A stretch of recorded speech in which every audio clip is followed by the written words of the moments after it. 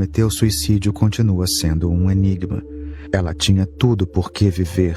Não se pode conceber mais fama, mais sucesso, mais carisma, mais beleza, mais saúde do que ela tinha. Estava tudo lá, não era preciso melhorar nada. E ainda assim faltava alguma coisa.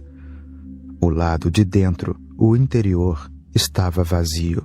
Então, o suicídio foi o único caminho.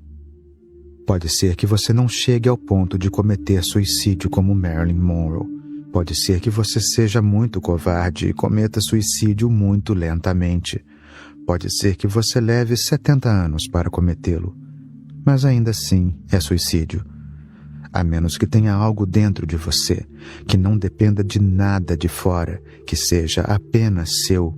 Um mundo, um espaço seu, onde possa fechar os olhos e andar, onde possa esquecer que tudo mais existe, você estará cometendo suicídio. A vida nasce dessa fonte interior e se espalha pelo céu afora. Tem de haver um equilíbrio, e estou sempre procurando o equilíbrio. Portanto, não vou dizer que a sua vida deva ser um livro aberto, não. Alguns capítulos abertos, tudo bem, e alguns capítulos completamente fechados, um completo mistério. Se você for apenas um livro aberto, você será uma prostituta. Você simplesmente vai ficar esperando nu na rua, com o rádio ligado. Não, essa não.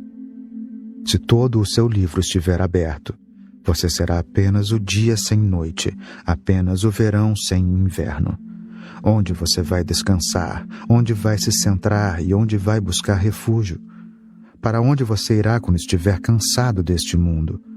Para onde irá para orar e meditar? Não, meio a meio está perfeito. Deixe metade do seu livro aberto, aberto a todos, disponível a todos, e deixe que a outra metade do seu livro seja tão secreta que apenas raros convidados possam ter acesso a ela. Apenas raramente alguém recebe a permissão para entrar no seu templo. É assim que deve ser. Se a multidão entrar e sair, então o templo não será mais um templo. Poderá ser o salão de espera de um aeroporto, mas não pode ser um templo. Apenas raramente, muito raramente, você permite que alguém entre no seu eu. É isso que é o amor. Sempre vivemos com os outros. Desde o momento que a criança deixa o útero da mãe, ela nunca fica sozinha. Ela está com a mãe, com a família, com os amigos, com as pessoas. O círculo de conhecidos, amizades, relacionamentos vai se tornando cada vez maior e uma multidão se acumula ao redor dela.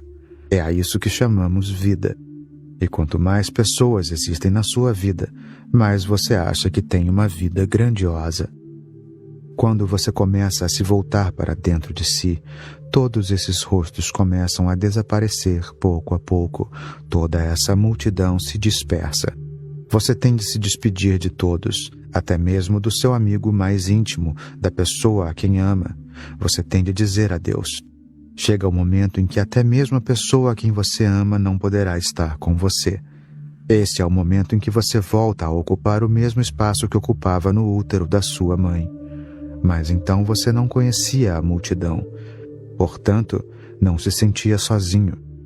A criança estava perfeitamente feliz no útero da mãe, porque não havia comparação, tudo era alegria. Por não conhecer ninguém, ela não poderia se sentir sozinha ou solitária. Ela não fazia ideia. Aquela era a única realidade que ela conhecia. Mas agora que você conheceu a multidão, os relacionamentos, as alegrias e tristezas do relacionamento, ambas estão lá. Ao voltar-se para dentro, o mundo começa a desaparecer, torna-se como um eco. E logo até mesmo o eco desaparece e você está completamente perdido. Mas essa é apenas uma interpretação. Se você puder continuar um pouco mais, de repente vai se achar, e pela primeira vez vai se encontrar. Então você ficará surpreso. Você estava perdido na multidão. Agora você não está perdido.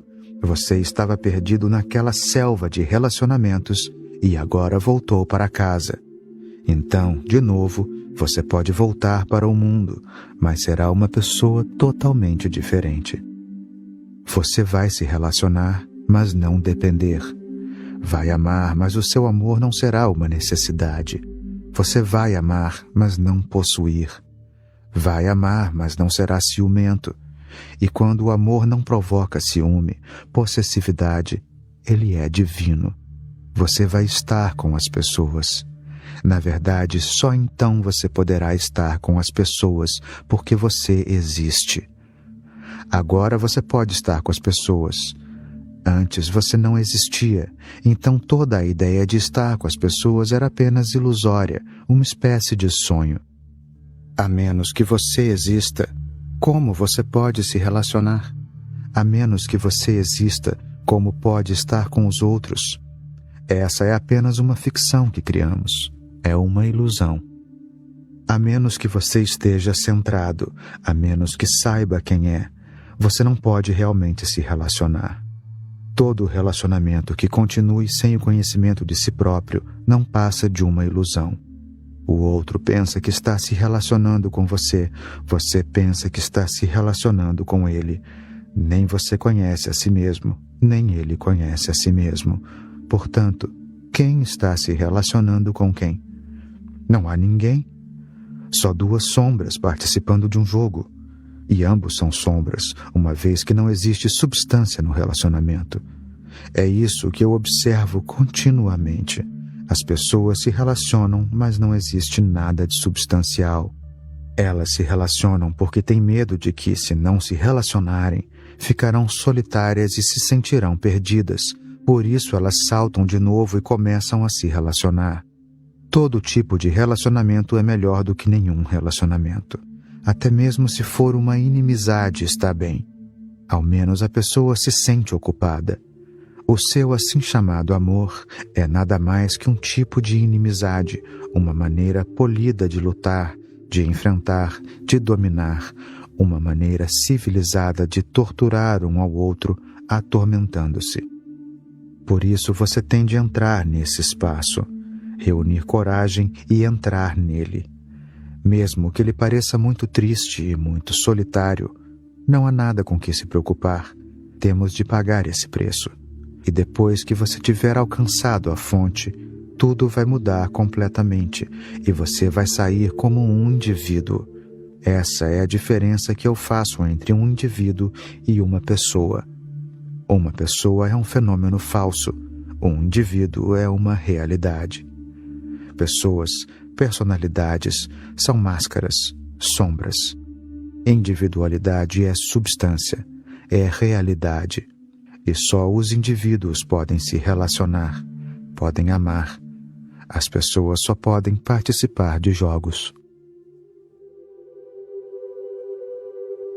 Relação, não relacionamento.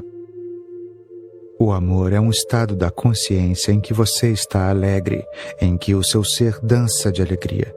É algo que vibra, se irradia a partir do seu centro, algo que pulsa ao seu redor. O amor atinge todas as pessoas, pode atingir mulheres, homens, assim como pode atingir pedras, árvores e estrelas. Quando falo de amor, estou falando desse amor. Um amor que não é um relacionamento, mas um estado de ser. Lembre-se, sempre que eu uso a palavra amor, eu a uso como um estado de ser, não como um relacionamento. Relacionamento é apenas um aspecto muito pequeno do amor. Mas a ideia que você faz do amor é basicamente a do relacionamento, como se isso fosse tudo. O relacionamento é necessário apenas porque você não pode ficar sozinho, porque você ainda não está pronto para a meditação. Portanto, a meditação é um dever antes de você poder realmente amar. Deve-se ser capaz de ficar só, completamente só, e ainda assim ser imensamente feliz. Então você é capaz de amar. Então o seu amor não é mais uma necessidade, mas um compartilhamento, não mais uma necessidade. Você não vai se tornar dependente das pessoas a quem ama. Você vai compartilhar, e compartilhar é lindo. Mas o que comumente acontece no mundo é: você não tem amor, a pessoa a quem você pensa que ama não tem amor no seu ser também, e ambos procuram amor um no outro. Dois mendigos mendigando um ao outro. Daí a luta, o conflito, a disputa contínua entre os amantes, sobre trivialidades, sobre insignificâncias, sobre idiotices, mas ambos continuam competindo. A disputa básica é que o marido pensa que não está recebendo o que lhe é de direito. A esposa pensa que não está recebendo o que lhe é de direito. A esposa pensa que está sendo enganada e o marido também pensa que está sendo enganado. Onde está o amor? Ninguém se incomoda em dar, todo mundo quer receber. E quando todo mundo está atrás de receber, ninguém recebe e todo mundo se sente prejudicado, vazio, tenso. Os fundamentos básicos estão faltando e você construiu um templo sem as fundações. Ele pode ruir a qualquer momento. Você sabe quantas vezes o seu amor desmoronou e ainda assim você continua fazendo a mesma coisa uma vez atrás da outra. Você vive em total inconsciência. Você não vê o que tem feito da sua vida e da vida dos outros. Você segue em frente mecanicamente como um robô, repetindo os velhos padrões, sabendo muito bem que fez o mesmo antes. E você sabe qual sempre foi o resultado, e no fundo também está preocupado que aconteça o mesmo outra vez, porque não há diferença. Você está se preparando para a mesma conclusão, o mesmo colapso. Se você pode aprender alguma coisa com o fracasso do amor, será tornando-se mais atento, mais meditativo. E por meditação eu quero dizer a capacidade de se alegrar sozinho. Raríssimas pessoas são capazes de ser felizes sem nenhum motivo, só por sentar-se em silêncio e contentes. Outras vão achar que estão loucas, porque a ideia de felicidade é de que a felicidade tem de vir de outra pessoa. Você conhece uma mulher bonita e fica feliz, ou você conhece um homem bonito e fica feliz. Fica sentado em silêncio no seu quarto, tão contente, tão feliz. Você deve estar louco ou coisa parecida. As pessoas vão desconfiar que você está consumindo drogas, que está embriagado. Sim, a meditação é o supremo LSD. Ela libera os seus poderes psicodélicos. Ela libera o seu esplendor aprisionado. E você fica tão feliz, uma tal euforia brota do seu ser que você não precisa de nenhum relacionamento. Ainda assim você pode se relacionar com as pessoas, e essa é a diferença entre relação e relacionamento. Relacionamento é uma coisa, você se aferra a ele. Relação é um fluxo, um movimento, um processo. Você conhece uma pessoa, vocês estão amando, porque vocês têm tanto amor para dar, e quanto mais vocês dão, mais vocês recebem. Depois de ter entendido essa estranha aritmética do amor, quanto mais você dá, mais você tem. Isso é exatamente contra as leis econômicas que se aplicam ao mundo exterior. Depois de saber disso, se você quiser ter mais amor e mais alegria, você dá e compartilha. Então simplesmente compartilha. E seja quem for que permita você compartilhar da sua alegria com ele ou ela, você se sentirá grato a ele ou ela. Mas isso não é um relacionamento. É um fluxo como o de um rio. O rio passa ao lado de uma árvore, cumprimenta-a, alimenta-a, dá-lhe água e vai em frente, dançando. Ele não se prende à árvore. E a árvore não diz: aonde você vai? Estamos casados. E antes de sair me deu o divórcio, no mínimo a separação. Aonde você vai? E se vai me deixar aqui, por que ficou dançando tão bonito perto de mim? Por que antes de mais nada me alimentou? Não. A árvore deixa cair as suas flores sobre o rio em profunda gratidão e o rio segue em frente. O vento chega, dança ao redor da árvore e segue em frente, e a árvore empresta o seu perfume ao vento. Isso é relação. Se a humanidade crescesse, amadurecesse, essa seria a maneira de amar. As pessoas se conhecendo, compartilhando, seguindo em frente, sem possessividade, sem dominação. Do contrário, o amor se torna um jogo de poder.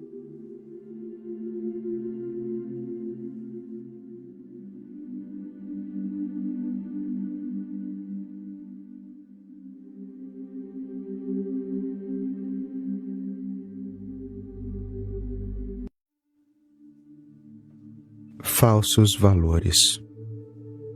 Uma coisa muito fundamental tem de ser lembrada. O homem é muito hábil em criar falsos valores. Os verdadeiros valores exigem a sua totalidade, requerem todo o seu ser. Os falsos valores são muito fáceis de adquirir. Eles se parecem com os valores verdadeiros, mas não requerem a sua totalidade, apenas uma formalidade superficial. Por exemplo, em lugar do amor, da confiança, nós criamos o valor falso da lealdade. A pessoa leal está apenas superficialmente preocupada com o amor. Ela representa todos os gestos do amor, mas não quer dizer nada com eles.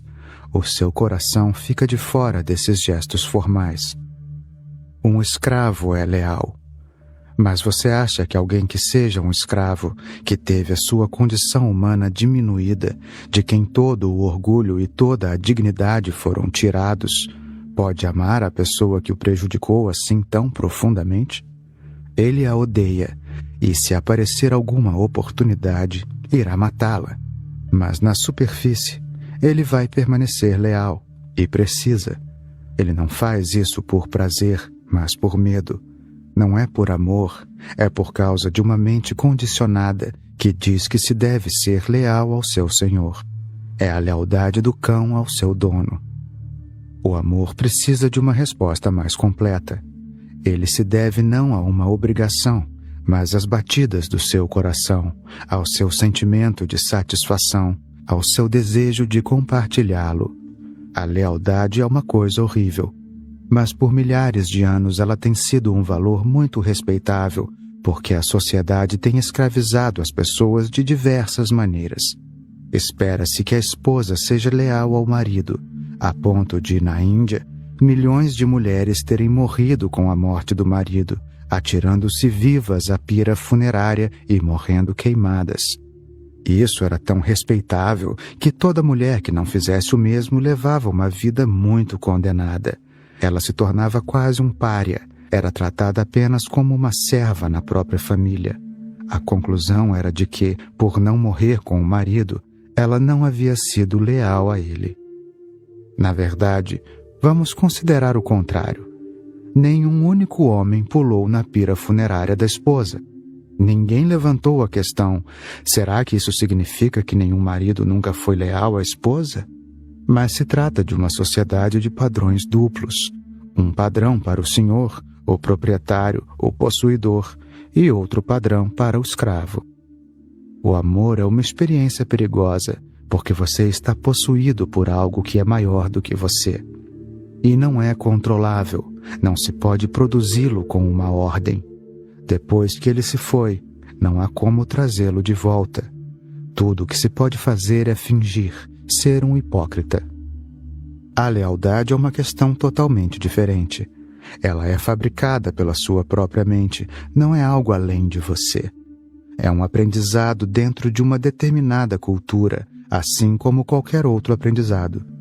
Você começa atuando e, pouco a pouco, começa a acreditar na sua atuação. A lealdade exige que você seja sempre, na vida ou na morte, devotado à pessoa, quer o seu coração deseje isso, quer não. É uma versão psicológica do escravismo.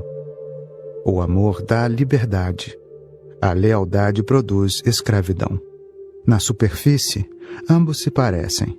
No fundo, são radicalmente opostos, diametralmente opostos. A lealdade é interpretação. Você foi treinado nela. O amor é espontâneo. Toda a beleza do amor está na sua espontaneidade. Ele vem como uma brisa com um agradável perfume, preenche o seu coração e, de repente, Onde havia um deserto, existe um jardim cheio de flores. Você não sabe de onde ele vem, mas sabe que não há como produzi-lo. Ele vem por si próprio e permanece quanto tempo a vida quiser. E assim como ele veio um dia, como um estranho, como um convidado, de repente um dia ele vai embora. Não há como prendê-lo, não é possível segurá-lo. A sociedade não pode depender de experiências tão previsíveis, tão duvidosas. Ela quer garantias, seguranças, daí ter eliminado o amor da vida completamente e ter colocado o casamento no seu lugar. O casamento conhece a lealdade, lealdade ao marido, e por ser formal, ela está nas suas mãos. Mas ela não é nada comparada ao amor. Não é nem mesmo uma gota de orvalho perto do oceano que é o amor. Mas a sociedade está muito contente com a lealdade porque ela é confiável. O marido pode confiar em você, confiar que amanhã você também será tão leal quanto é hoje. No amor não se pode confiar, e o fenômeno mais estranho é que o amor é o máximo em matéria de confiança, e não se pode confiar nele. Num momento ele é total, mas no momento seguinte ele permanece aberto. Ele pode crescer dentro de você. Ele pode evaporar de você. O marido quer uma esposa que seja uma escrava pelo resto da vida dela. Ele não pode depender do amor. Ele tem de criar alguma coisa parecida com o amor, mas fabricada pela mente humana. Não é só no relacionamento amoroso, mas em outros setores da vida que a lealdade tem obtido um grande respeito. Mas ela destrói a inteligência. O soldado tem de ser leal à nação. O homem que jogou as bombas atômicas sobre Hiroshima e Nagasaki não se pode chamá-lo de responsável. Ele estava simplesmente cumprindo o dever. Ele recebeu ordens e foi leal aos superiores. É esse todo o treinamento dos militares. Durante anos eles treinam você, de modo que você se torna quase incapaz de se rebelar. Até mesmo se você considerar que o que lhe está sendo pedido é absolutamente errado, ainda assim o seu treinamento foi tão profundo que você diz: sim, senhor, eu faço. Eu não consigo conceber que o homem que jogou as bombas sobre Hiroshima e Nagasaki fosse uma máquina.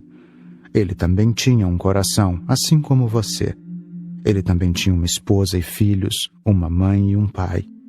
Ele era tão humano quanto você é, com uma diferença.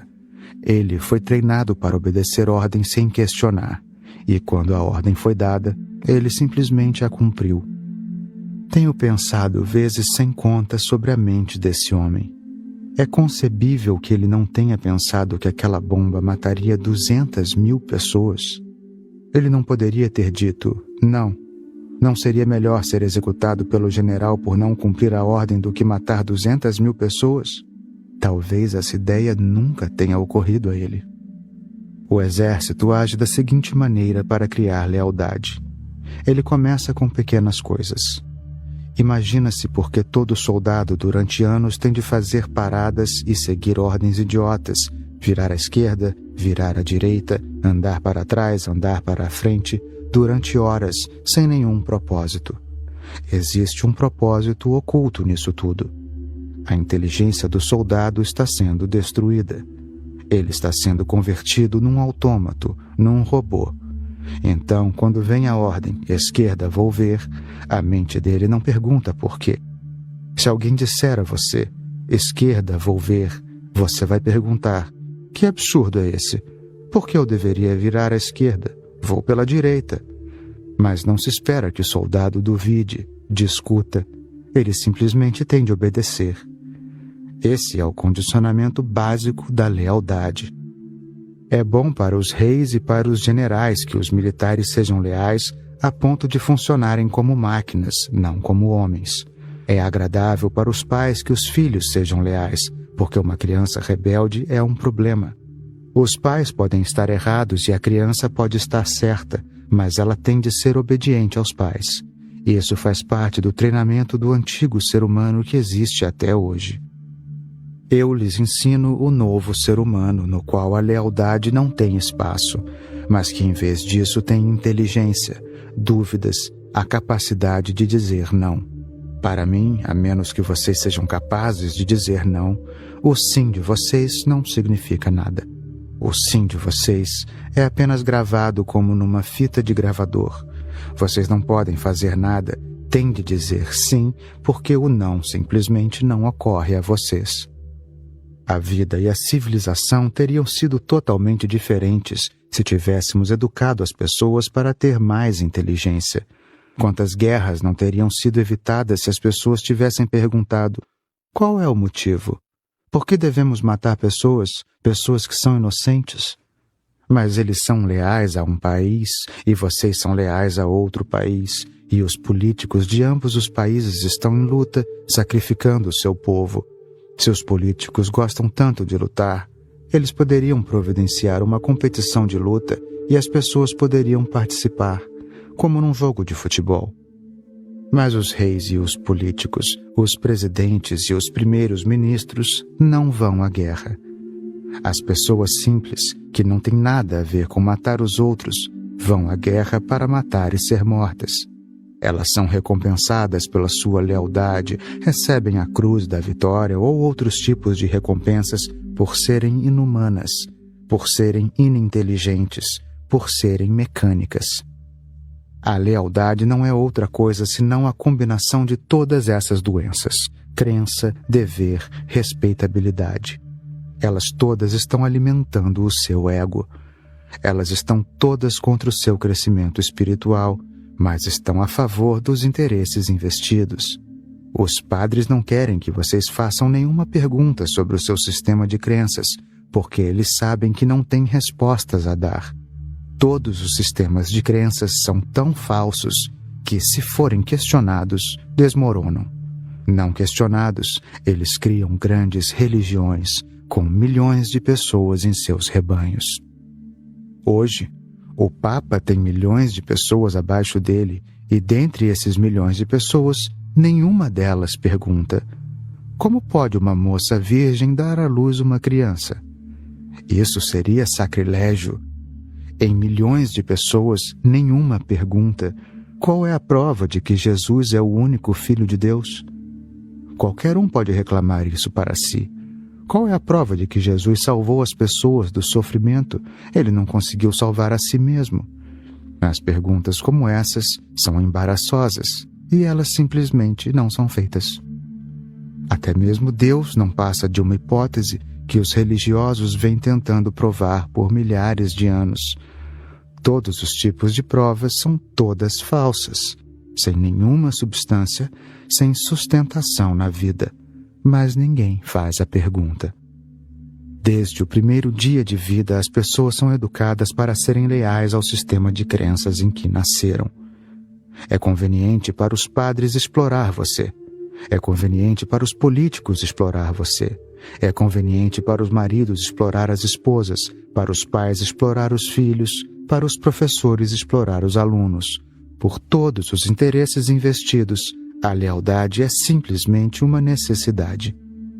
Mas ela reduz todos os seres humanos a retardados. Ela não permite questionamentos. Ela não permite a dúvida. Ela não permite que as pessoas sejam inteligentes. E um homem que não é capaz de duvidar, de questionar, de dizer não quando sente que a coisa está errada, está abaixo da condição humana. Ele se torna um animal sub-humano. Se o amor for pedido, então ele se tornará lealdade. Se o amor for dado sem ser pedido, se ele for dado livremente, então ele elevará a sua consciência. Se a confiança for pedida, você estará sendo escravizado. Mas se a confiança se manifestar em você, algo sobre-humano estará nascendo dentro do seu coração. A diferença é muito pequena, mas de enorme importância. Pedidos ou ordenados, o amor e a confiança tornam-se falsos. Quando eles surgem por si próprios, têm um valor intrínseco enorme. Eles não fazem de você um escravo, Eles fazem de você o dono de si mesmo, porque é o seu amor, é a sua confiança. Você está obedecendo ao seu coração. Você não está obedecendo a ninguém. Você não está sendo forçado a obedecer. O seu amor é resultado da sua liberdade. A sua confiança é resultado da sua dignidade. E ambos vão fazer de você um ser humano mais pleno. Essa é a minha ideia da nova humanidade. As pessoas vão amar, mas não vão permitir que o amor seja ordenado. Elas confiarão, mas confiarão de acordo com elas mesmas, não de acordo com nenhuma escritura, não de acordo com nenhuma estrutura social, não de acordo com nenhum padre, não de acordo com nenhum político. Viver a sua vida de acordo com o seu próprio coração, seguir as batidas do seu coração, penetrar o desconhecido, assim como uma águia que voa sob o sol em plena liberdade, sem conhecer limites, sem ser mandado. Viver de pura alegria, pois esse é o verdadeiro exercício da espiritualidade de cada um. Instrumentos para a transformação. Essa é uma das verdades mais difíceis de reconhecer, que continuamos sendo os mesmos, que não importa o que façamos, continuamos sendo a mesma pessoa. Não há melhora. O ego como um todo é fracionado, porque ele vive através da melhora, da ideia de melhora, da ideia de chegar a algum lugar um dia. Talvez não hoje, mas amanhã ou depois de amanhã. Não é nenhum problema reconhecer o fato de que não existe melhora no mundo, de que a vida é apenas uma celebração. Depois que você entende isso, o egocentrismo recua e, de repente, você é lançado de volta ao momento atual. Aceite a si mesmo. No momento em que você se aceita, você se torna aberto, torna-se vulnerável, receptivo. No momento em que você se aceita, não há necessidade de futuro nenhum, porque não há necessidade de melhorar coisa alguma. Então, tudo é bom como é. No próprio exercício de viver, a vida começa a adquirir um novo colorido, surge uma nova harmonia.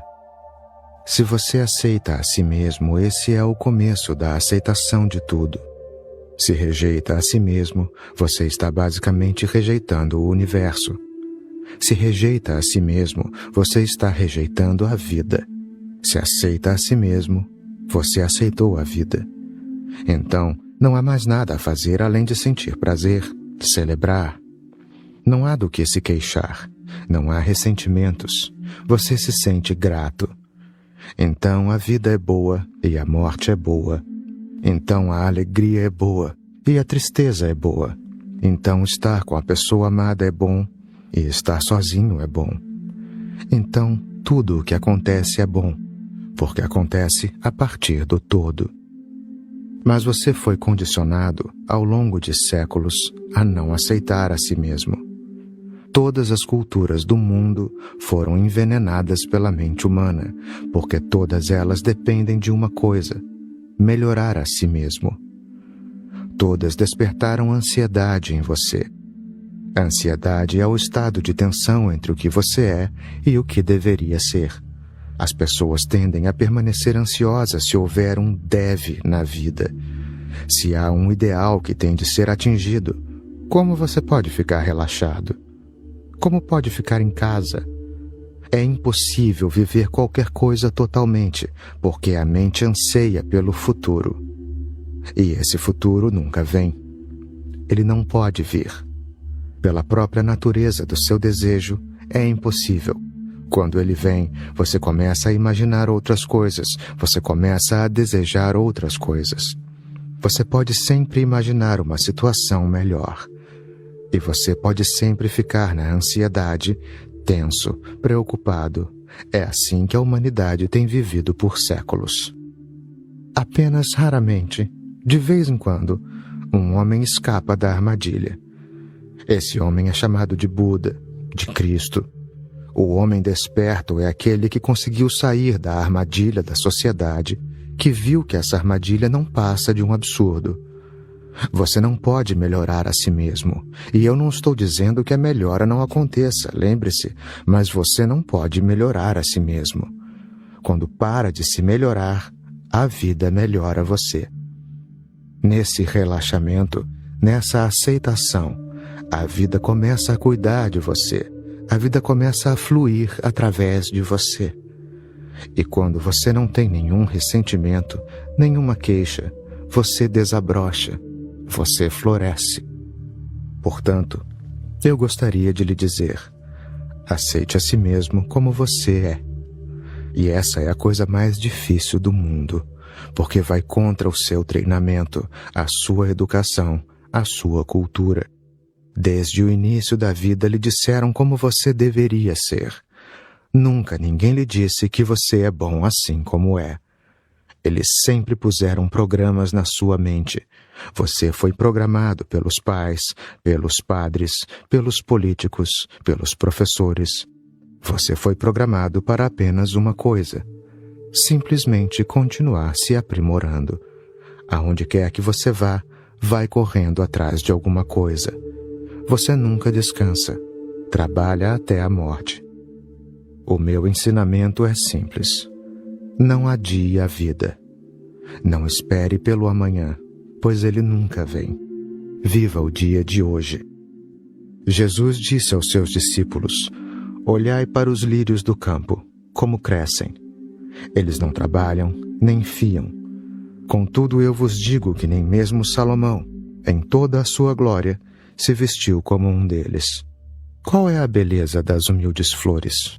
Sua beleza está na total aceitação. Elas não têm um programa em seu ser para melhorar.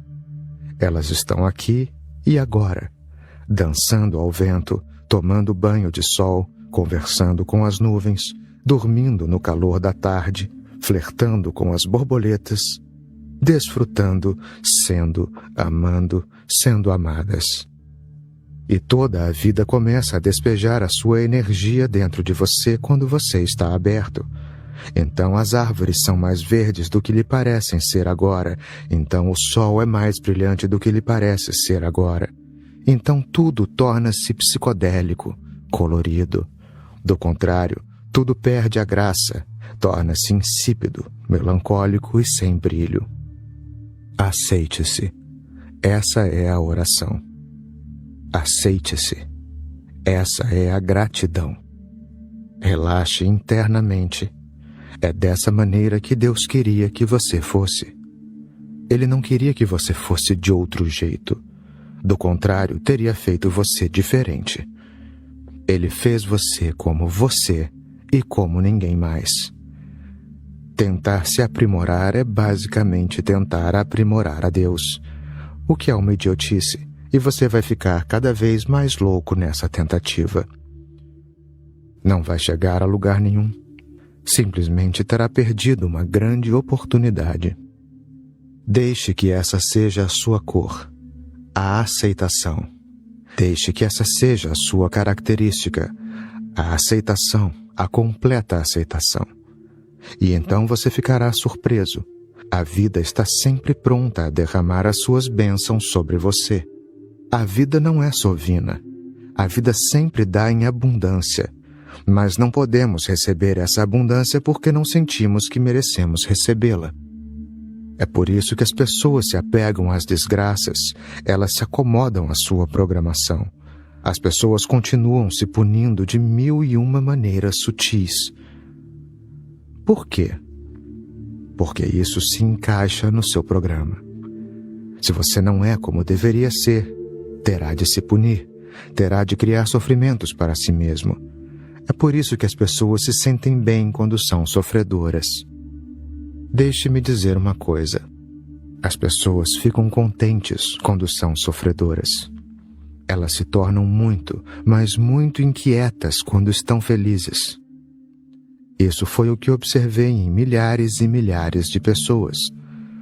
Quando elas são infelizes, tudo está como deveria ser. Elas aceitam a situação.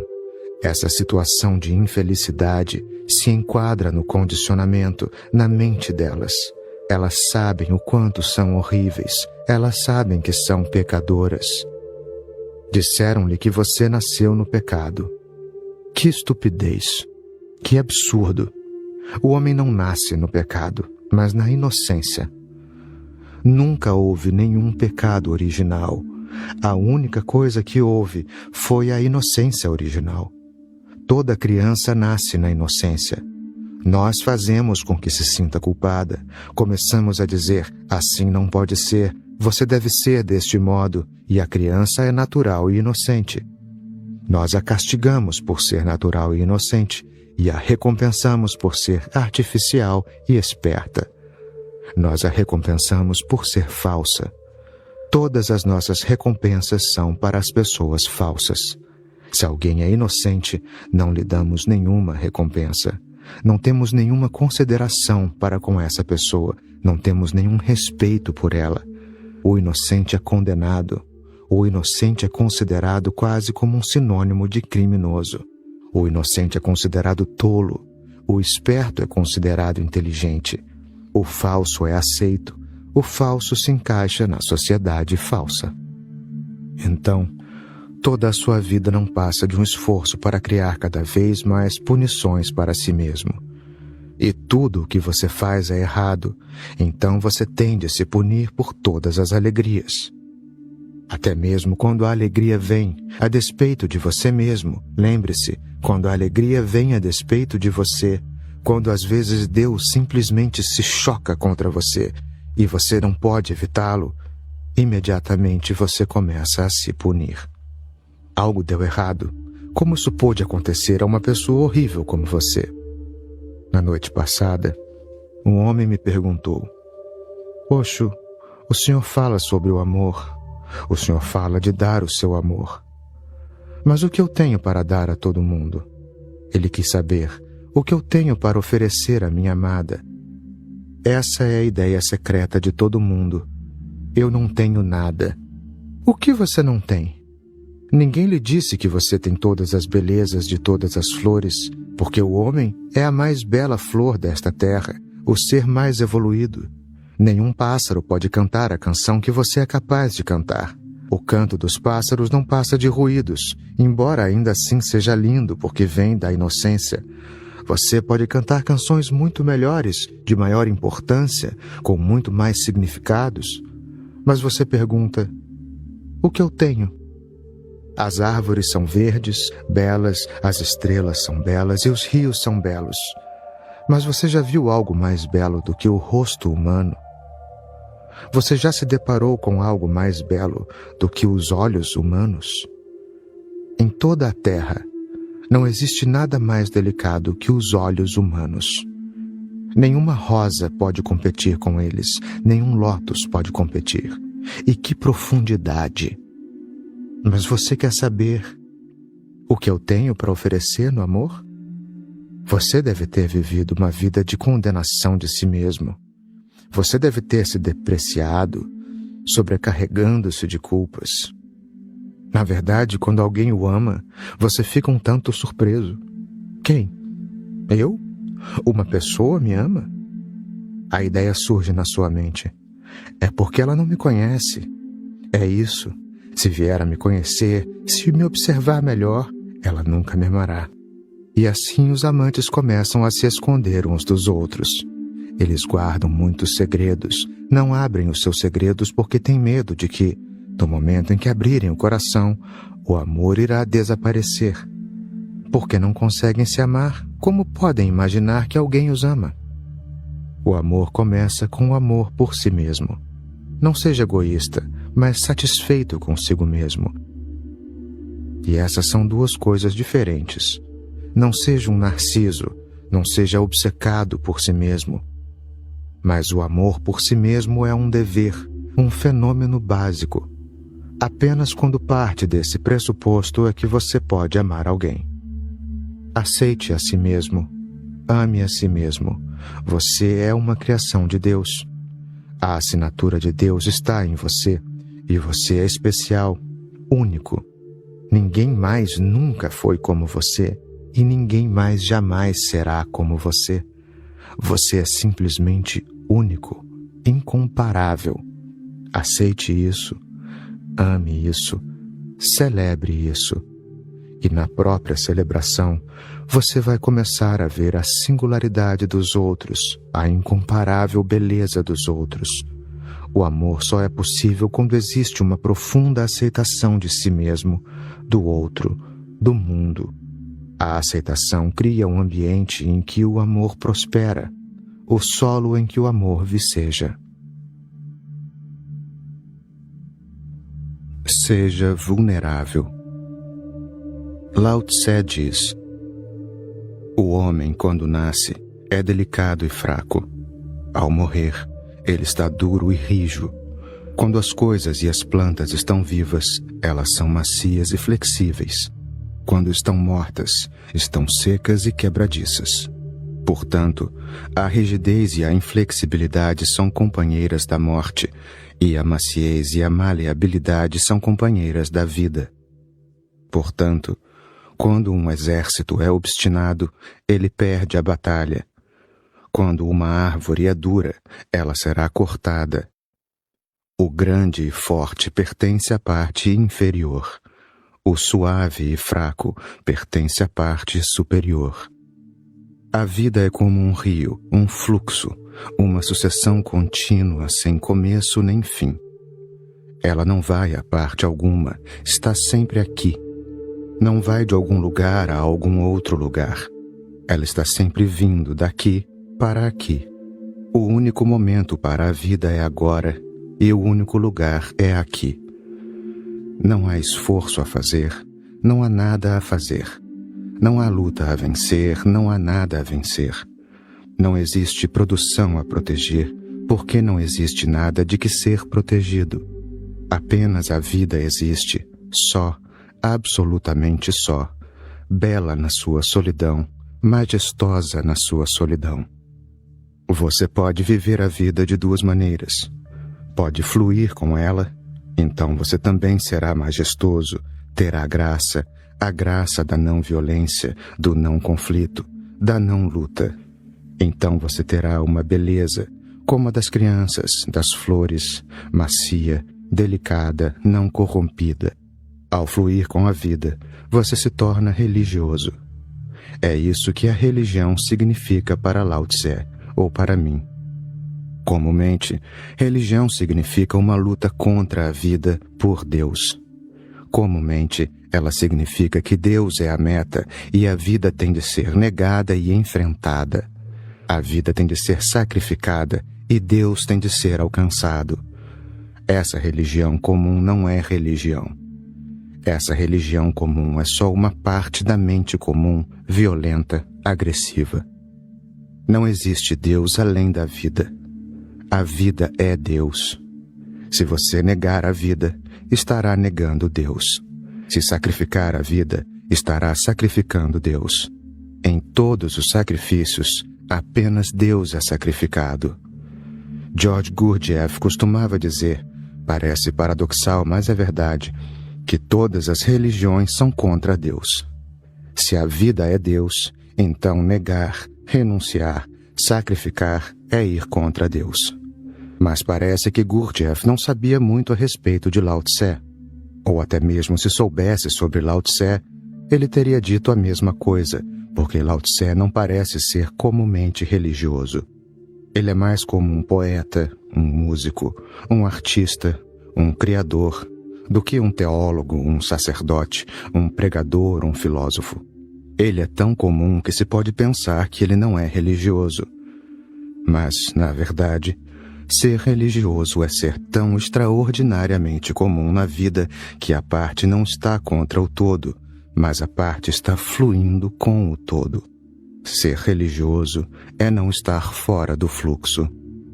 Ser irreligioso é manter a própria mente num esforço de vencer, de conquistar, de chegar a algum lugar.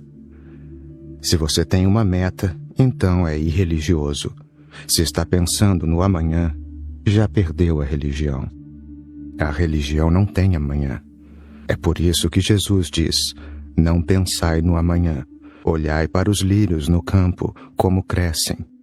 Tudo o que é agora. Tudo o que está vivo agora.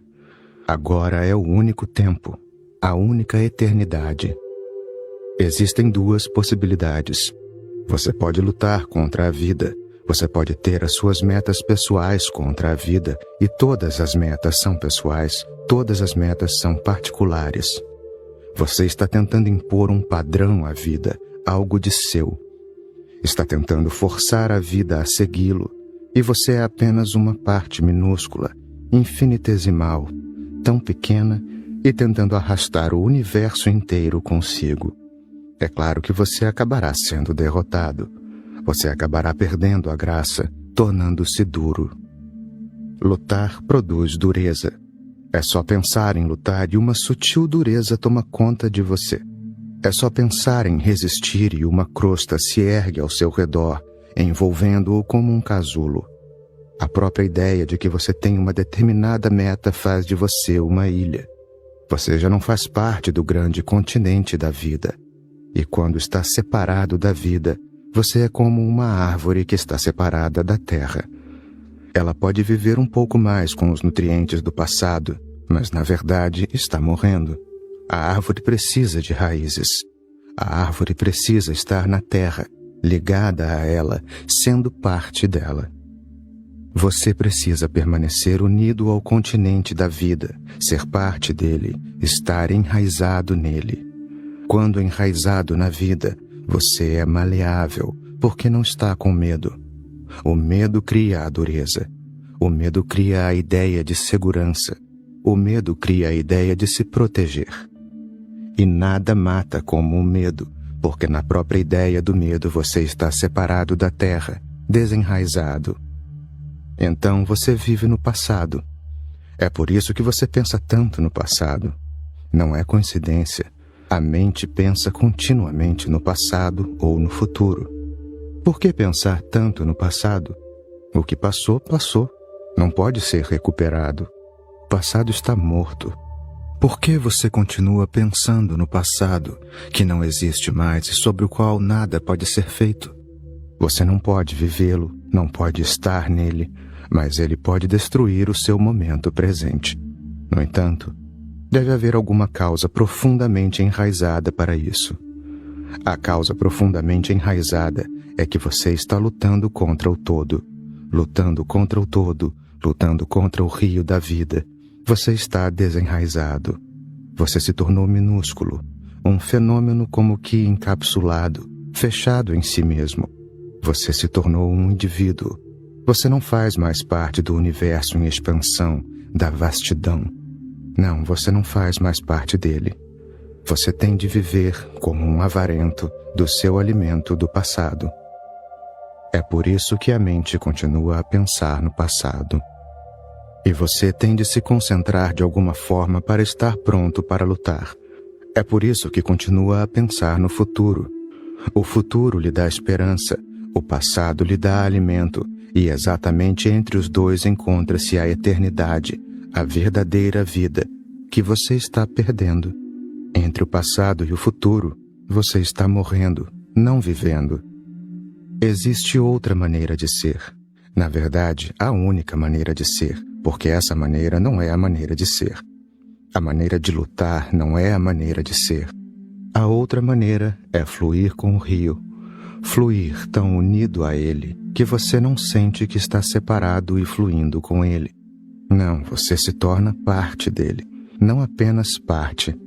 Você está mergulhado nele. Você se torna o rio. Não existe separação. Quando não está lutando, você se torna a vida. Quando não está lutando, você se torna a vastidão, o infinito. Quando não está lutando, o seu estado é aquele que no Oriente é conhecido como o de renúncia, rendição, confiança, o que chamamos de Shraddha, confiar na vida. Não confiar na mente individual, mas confiar no todo. Não confiar na parte, mas no todo. Não confiar na mente, mas confiar na existência. Ao se render, de repente, você se torna maleável, porque então não há necessidade de ser duro. Você não está lutando, não existe um inimigo. Não há necessidade de proteção. Não há o desejo de segurança. Você já está fundido com a vida. E a vida é segura. Apenas os egos individuais são inseguros. Eles precisam de proteção, precisam de segurança.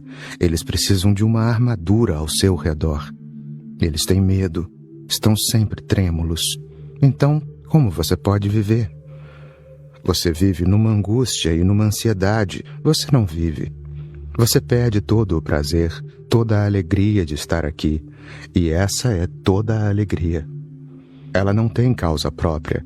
Ela simplesmente surge porque você existe.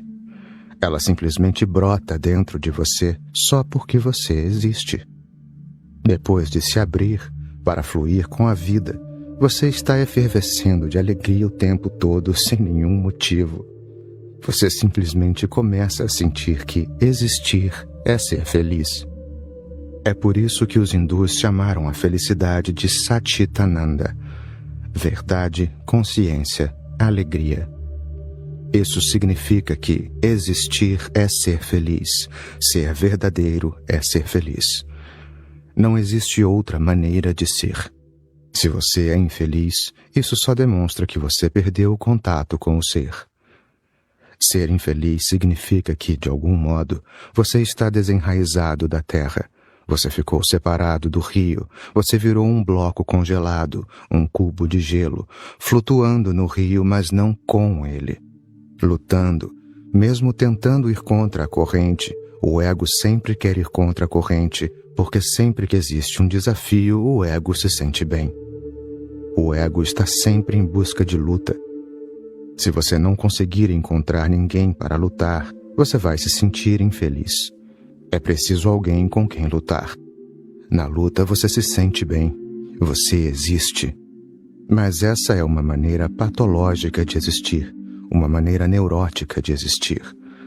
A neurose é lutar contra o rio. Se você luta, você se torna duro. Se você luta, você se envolve por uma parede morta. É claro que o seu próprio ser está morto. Você perde a flexibilidade, a lucidez, a graça, a delicadeza. Então você está apenas se arrastando, não vivendo.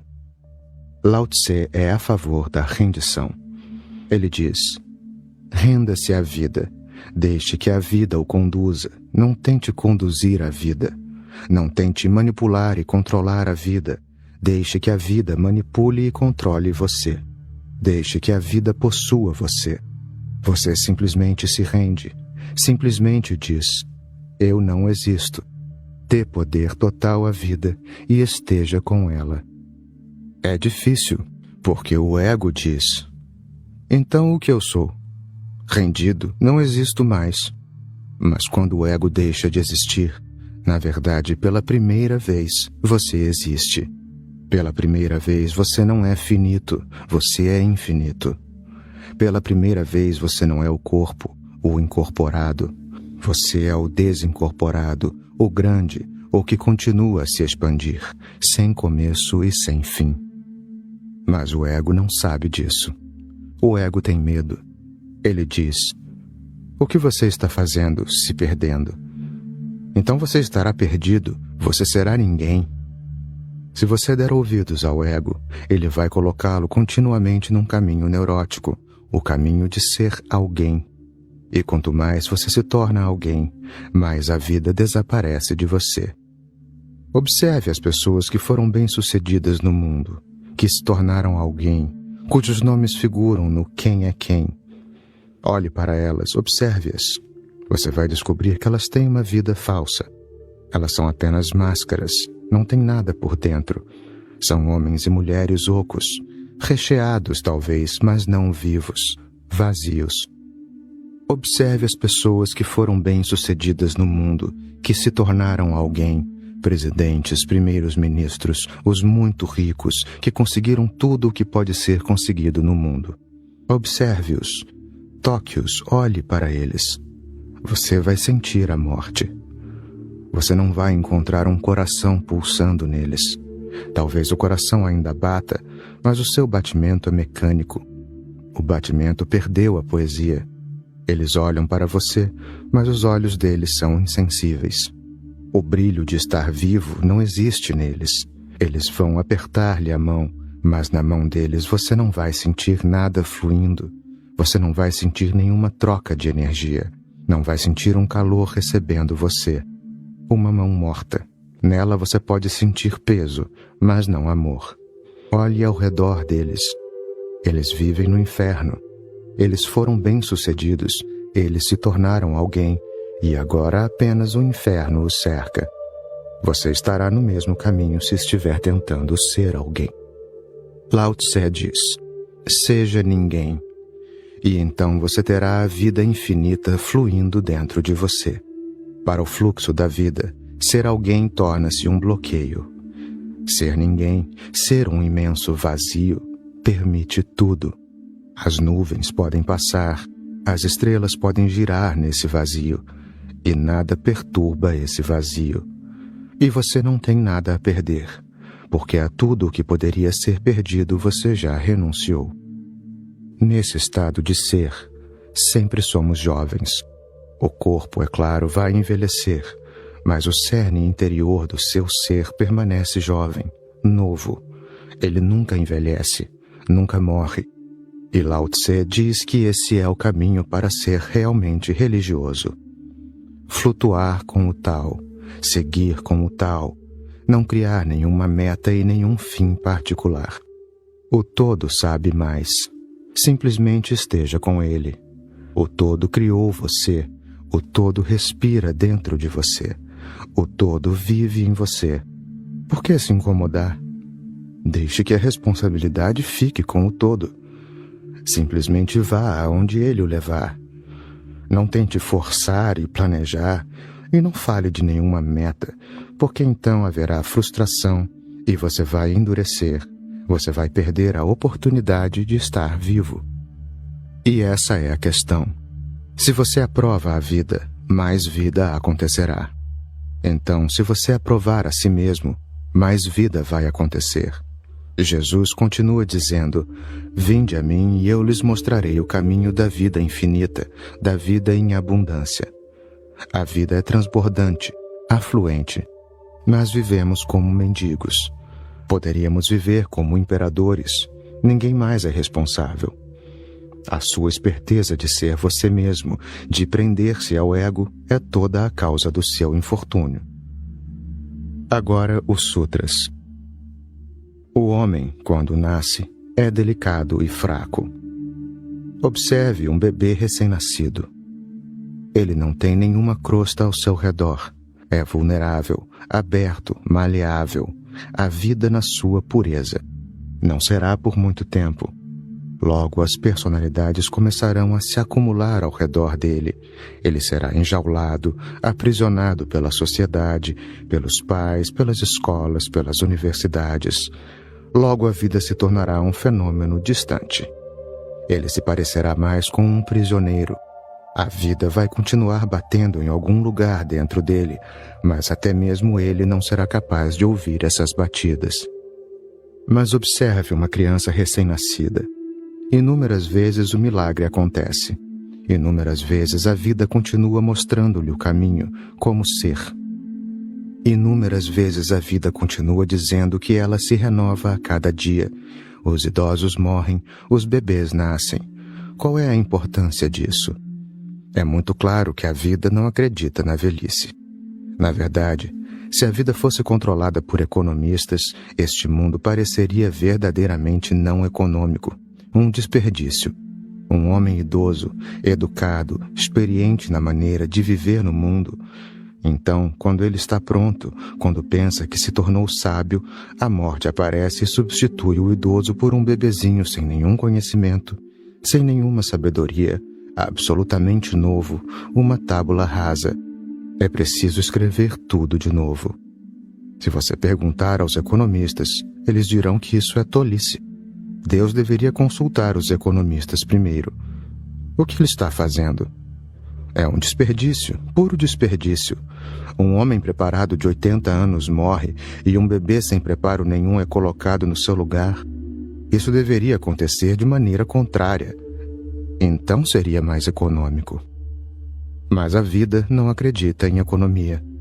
E é bom que não acredite, ou então o mundo inteiro teria se tornado um grande cemitério. Ela acredita na vida, não em economia. Ela continua substituindo as pessoas velhas pelas novas, pessoas mortas por jovens, pessoas endurecidas por maleáveis. A indicação é clara.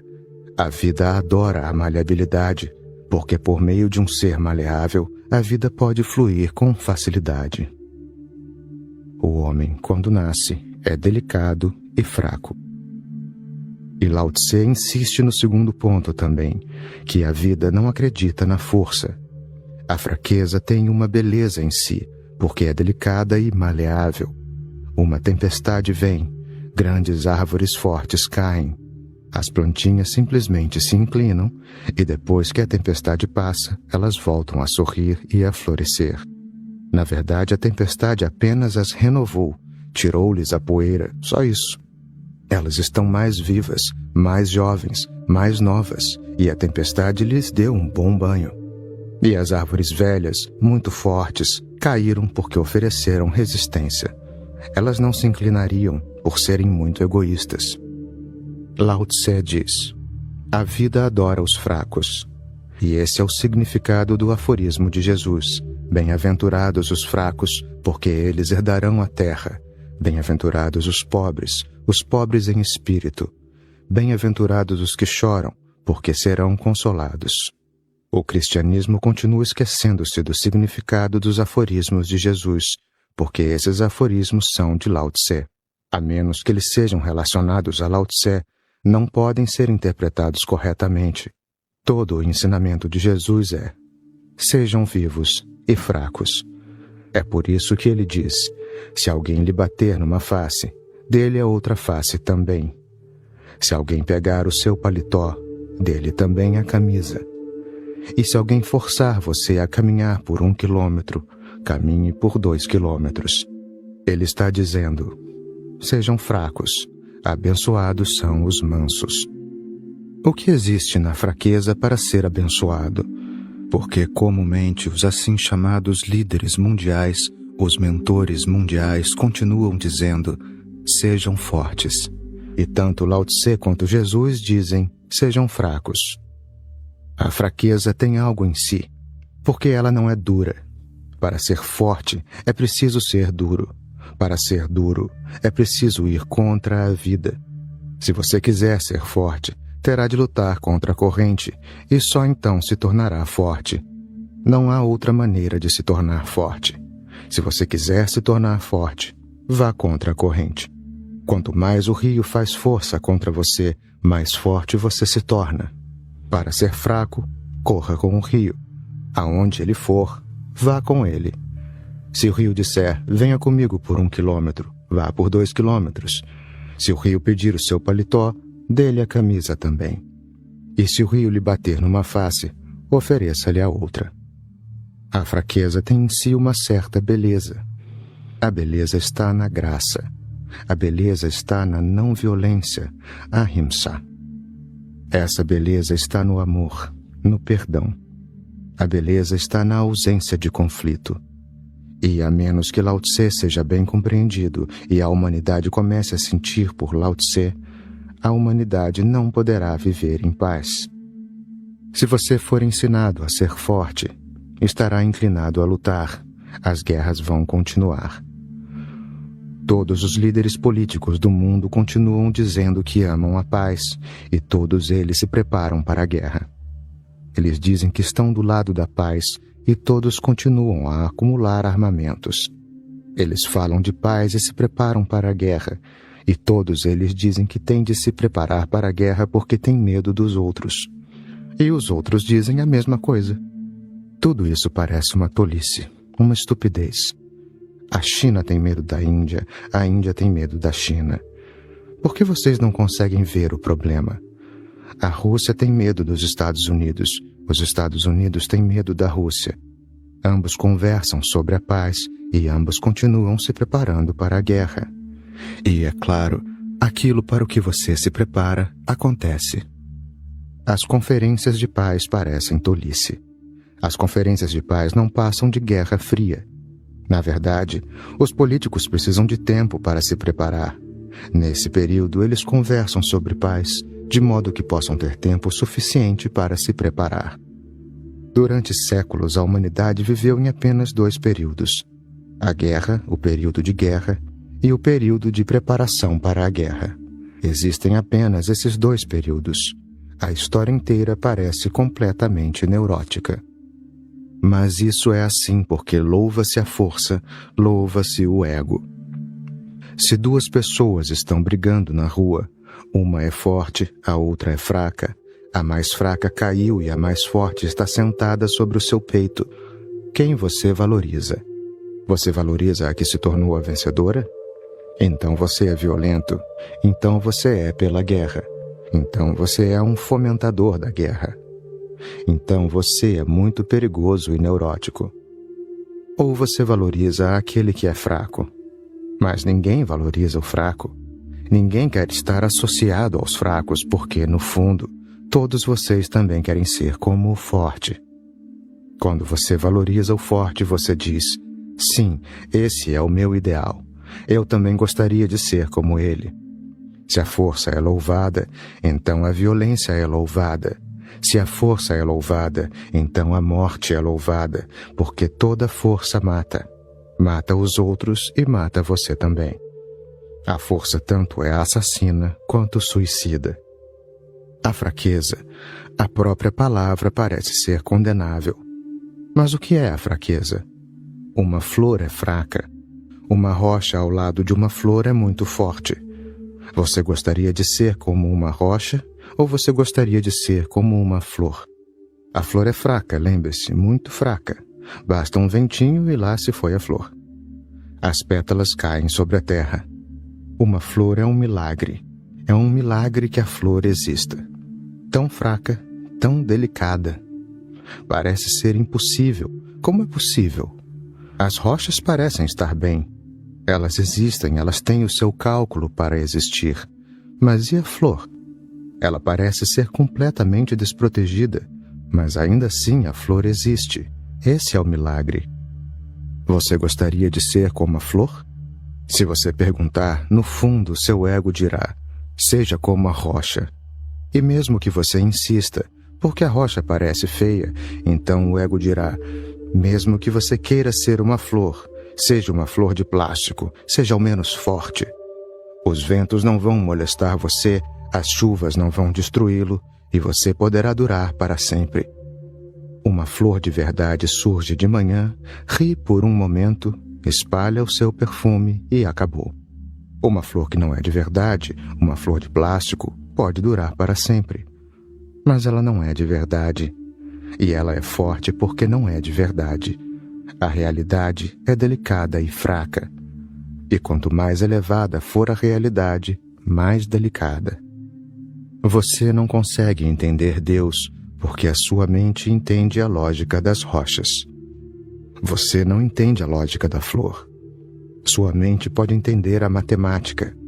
Você não tem esse senso estético para sentir pelas flores. Só uma mente poética pode entender a possibilidade de Deus, porque Deus é o mais fraco e o mais delicado. É por isso que ele é o mais elevado. É a flor ao extremo. Ele floresce, mas floresce apenas numa fração de segundo. Essa fração de segundo é conhecida como o presente. Se você perder esse momento, e é um momento tão pequeno que você precisa estar muito intensamente atento, só então você poderá vê-lo. Do contrário, irá perdê-lo. Ele está sempre florescendo. A cada momento ele floresce. Mas você não vê. A sua mente está obstruída pelo passado e pelo futuro. E o presente é um fenômeno muito escasso. Basta um piscar de olhos e ele se foi. Nesse momento escasso, Deus floresce. Ele é o mais elevado, o supremo, mas muito fraco, muito delicado. Ele tem de ser. Ele é o pináculo, a última elevação além da qual nada mais existe. Você só será capaz de entender Deus quando entender a lógica da delicadeza e da fraqueza. Se estiver tentando ser forte, conquistador, lutador, guerreiro, então você viverá num mundo cercado por rochas, não por flores, e Deus será um fenômeno muito distante. Você não será capaz de detectá-lo em nenhum lugar da vida. O homem, quando nasce, é delicado e fraco. Ao morrer, ele está duro e rijo. Portanto, essa deverá se tornar a sua vida. Continue delicado, maleável e fraco. Não tente ser duro e rijo, porque seria como atrair a própria morte cada vez mais. A morte virá um dia, essa não é a questão. A morte não é o que se deve temer. A morte não é o problema. Mas se você está vivo numa personalidade que parece morta, esse é o problema. A morte em si é muito delicada, mais delicada do que a vida, muito suave. Você pode ouvir os sons da vida, mas não pode ouvir os sons da morte. Quando a morte vem, ela é tão delicada que você não pode saber nem um segundo antes que ela está vindo. E ela é tão fraca, tão suave. Essa morte não é o problema. A morte que você está vivendo agora mesmo, esse é o problema. A morte antes da morte é o problema. Viver uma vida morta, esse é o problema. Dura, fechada. Leibniz tinha um termo para defini-la. Ele a chamou de mônada. Mônada significa fechado nessa prisão, nessa cápsula, na qual não há janelas para olhar para fora ou do lado de fora para olhar para dentro. Uma mônada é uma célula sem janela, absolutamente fechada. A palavra mônada deriva da mesma raiz de monopólio, mosteiro, monge, monogamia. Ela significa estar totalmente sozinho. Um monge é aquele que vive só. Um mosteiro é o lugar onde as pessoas vivem sós. Quando você está completamente fechado, numa célula morta, você está num mosteiro. Você vive numa caverna sua. Você não pode chegar aos outros. Os outros não podem chegar a você. Você está completamente fechado. Essa é a morte que é rija. E então você está infeliz. E então você tenta encontrar maneiras e meios de não ser infeliz. Você continua produzindo sofrimento por ser rijo, duro, e então continua buscando métodos para não ser um sofredor. Na verdade, se você entender o fenômeno de como se tornou um sofredor, poderá abandoná-lo imediatamente. Basta ser delicado, maleável. Seja como uma criança e mantenha sempre a pureza e a delicadeza da infância. Não perca o contato com ela e ficará surpreso um dia quando descobrir que a criança que você foi 50 anos atrás ainda está viva dentro de você. Se você souber como entrar em contato com ela, de repente outra vez você será uma criança. A criança nunca está perdida, porque essa é a sua vida, ela continua ali. A criança não morre, e então você se torna um jovem, e depois a juventude morre e você fica velho. Isso não acontece. As camadas se acumulam umas sobre as outras, mas o cerne mais interior permanece o mesmo. O bebê que você foi quando nasceu ainda está dentro de você. Muitas camadas se acumularam ao redor dele e, se você penetrar nessas camadas, de repente a criança explodirá em você. Essa explosão eu tenho chamado de êxtase. Jesus diz: se não vos converterdes e não vos fizerdes como crianças, de modo algum entrareis no reino dos céus. Isso foi o que ele quis dizer e é sobre isso que estou falando agora. Se você romper a sua concha dura, as paredes ao seu redor, as muitas camadas, de repente a criança explodirá dentro de você. De novo, você vai olhar para o mundo com aqueles olhos inocentes de criança. Então ali estará Deus. Deus não é um conceito muito filosófico. Ele é esse mundo visto através dos olhos de uma criança. O mesmo mundo, estas flores, estas árvores, este céu e você, O mesmo mundo, de repente, adquire uma nova característica de ser divino quando você olha para ele pelos olhos de uma criança. Basta ter um coração puro, delicado, suave. Deus não está faltando. Você está faltando. Deus não está ausente. Você está ausente. O homem, quando nasce, é delicado e fraco. Ao morrer, ele está duro e rijo. Quando as coisas e as plantas estão vivas, elas são macias e flexíveis. Quando estão mortas, estão secas e quebradiças. Aprenda. A vida ensina de muitas maneiras. A vida indica o caminho que deveria ser seguido. Portanto, a rigidez e a inflexibilidade são companheiras da morte, enquanto a maciez e a maleabilidade são companheiras da vida. Se você quiser ser mais vivo, abundantemente vivo, então busque companheiros para a vida. Busque gentileza, delicadeza. Tudo o que confunde endurece você. Viva de tal maneira que a cada momento você fique livre do momento anterior. A sua situação agora mesmo é assim. Você tem uma grande casa com muitos aposentos e em todos eles existem quebra-cabeças. A casa inteira está cheia de quebra-cabeças, sobre as mesas, as cadeiras, as camas, o chão, pendurados no teto. Por toda parte quebra-cabeças, e você não foi capaz de resolver nenhum. Você tenta resolver um, e achando que isso é difícil, passa para o outro quebra-cabeça. Mas o primeiro está pendurado na sua cabeça. Não só isso, algumas partes dele você leva consigo para tentar resolver mais tarde. Então você tenta resolver outro quebra-cabeça, mas não resolve porque você está confuso. Então você passa a outro aposento e, dessa maneira, vai de um em um em círculos. Você está confuso com quebra-cabeças não resolvidos e, pouco a pouco, está completamente neurótico. Nenhuma única questão da vida foi resolvida e milhares de quebra-cabeças estão pendurados ao seu redor. Eles cumprem o papel deles. Eles matam você. Nunca carregue coisas do passado. O passado se foi. A todo momento fuja dele, resolvido ou não resolvido. Hoje nada pode ser feito quanto a ele. Deixe-o. E não carregue partes dele, porque essas partes não vão permitir que você resolva novos problemas que está vivendo no momento presente. Viva o momento o mais totalmente que puder, e de repente vai perceber que, se você o viver totalmente, ele se resolverá. Não há necessidade de resolvê-lo. A vida não é um problema a ser resolvido. É um mistério a ser vivido. Se você a viver na totalidade, ela será resolvida e você sairá dela bonito, enriquecido, com novos tesouros do seu ser aberto e nada pendente ao seu redor.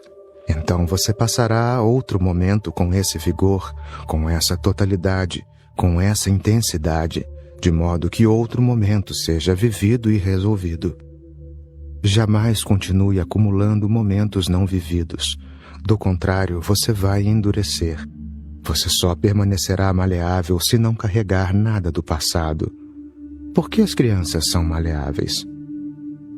Elas não carregam nada. O comportamento delas é o comportamento do sábio. Se uma criança está com raiva, ela está com raiva. Nesse momento, ela não se importa com o que Buda fala sobre a raiva.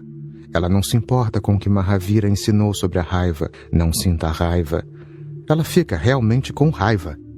Ela fica com uma raiva tão intensa que a própria intensidade se torna linda.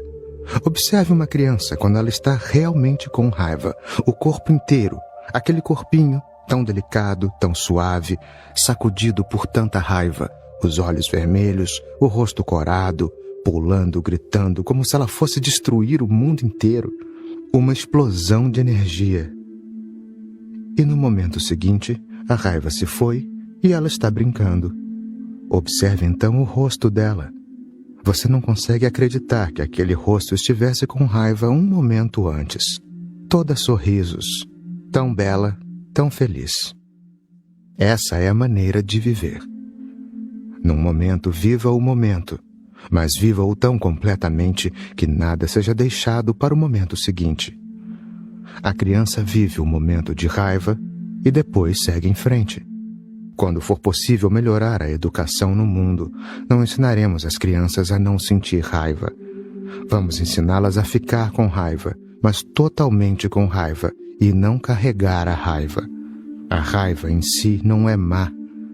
Carregá-la, acumulá-la é que é perigoso. Rompantes de raiva são bons. Na verdade, são necessários. Eles dão o tom da vida. Eles são o sal da vida. Do contrário, você vai se sentir mais flácido. Você não vai ter um tom. Este é um bom exercício em si mesmo, e se é possível entrar nesse estado e sair dele totalmente sem arranhões, não há nada de errado com ele. E uma pessoa que pode ficar totalmente com raiva pode ficar totalmente feliz, pode ser totalmente amável, porque isso não é uma questão de você estar com raiva, feliz ou amável. A única coisa que você aprende com todas as experiências é ser total. Se não o deixam ficar com raiva, você fica incompleto. Você vive o momento parcialmente. As outras partes ficam presas na mente. Então você sorri, mas o seu sorriso não é puro, é corrompido, porque aquela raiva está presa nele. Os seus lábios estão sorrindo, mas eles são venenosos. A raiva não saiu, o passado não se foi. Você não está completamente livre para estar aqui e agora. O passado projetou uma sombra em você. E isso continua sempre. Você fica confuso. Toda a vida se torna uma ressaca. Então você não consegue viver nada, você não consegue amar, não consegue orar, não consegue meditar. As pessoas me procuram e dizem: quando meditamos, de repente, milhões de pensamentos vão surgindo. Comumente, esses pensamentos não aparecem, mas quando meditamos, eles aparecem. Por que isso acontece? São as vivências incompletas. Quando medita, você está desocupado e os pensamentos todos saltam sobre você. Você está desocupado, pelo menos nos resolva, conclua-nos, satisfaça-nos. Você não está fazendo nada. A meditação é não fazer nada, apenas sentar-se ali. Faça alguma coisa.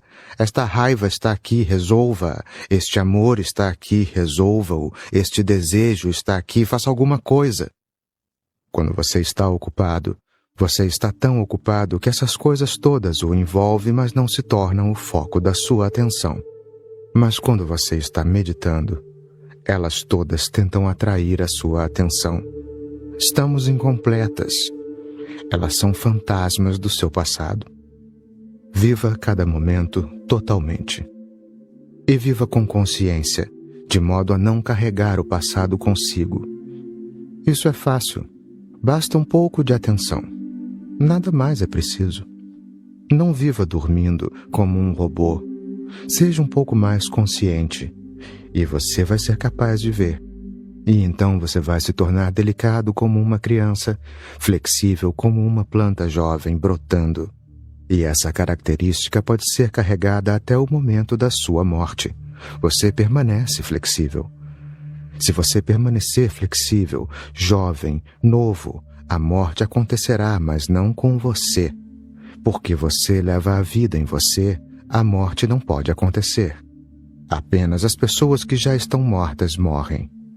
As pessoas que permaneceram vivas, elas observam a morte acontecer. O corpo morre, a mente morre, mas elas não. Elas permanecem fora dela, transcendentais.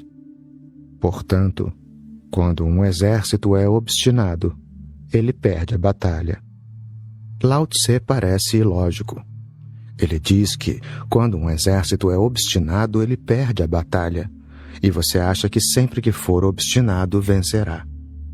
Quando uma árvore é dura, ela será cortada. O grande e forte pertence à parte inferior. O suave e fraco pertence à parte superior. As raízes são duras. Elas pertencem à parte inferior. As flores são macias. Elas pertencem à parte superior. E essa é a estrutura certa da sociedade. As pessoas que são fortes pertencem às raízes e as pessoas que são macias pertencem à parte superior. Os poetas e os pintores devem pertencer à parte superior. Os santos e os sábios devem pertencer ao pico mais alto. Soldados políticos, homens de negócios devem pertencer à parte inferior. Eles não devem pertencer à parte superior. Todo o mundo está de cabeça para baixo, porque as pessoas duras estão tentando ficar no topo. É como se as raízes tivessem se tornado políticos e estivessem tentando ir para o topo da árvore, tentando forçar as flores a ir para as raízes, para o subsolo. Quando o mundo era mais equilibrado, por exemplo, na Índia, os brahmanes pertenciam ao topo. Nós os colocamos no topo. Os brahmanes são sábios, aqueles que conheceram o Brahma. Não é uma casta, não tem nada a ver com o nascimento, tem algo a ver com ressurreição interna. As pessoas que conheceram o Absoluto são brahmanes. Elas pertenciam ao topo, elas eram as flores. Até mesmo os reis, os imperadores muito fortes, tinham de se aproximar e curvar-se aos seus pés. Essa era a maneira correta. Um rei, por mais forte que seja, por mais importante que seja, ainda é um rei. Um homem do mundo ainda é neurótico, ainda persegue a ambição do ego. Ele tem de se curvar. Aconteceu que Buda estava chegando a uma cidade e o rei da cidade hesitava um pouco em ir recebê-lo. O primeiro-ministro, um homem muito idoso e sábio, disse ao rei: "O senhor precisa ir." O rei respondeu: "Não vejo necessidade. Ele é um mendigo.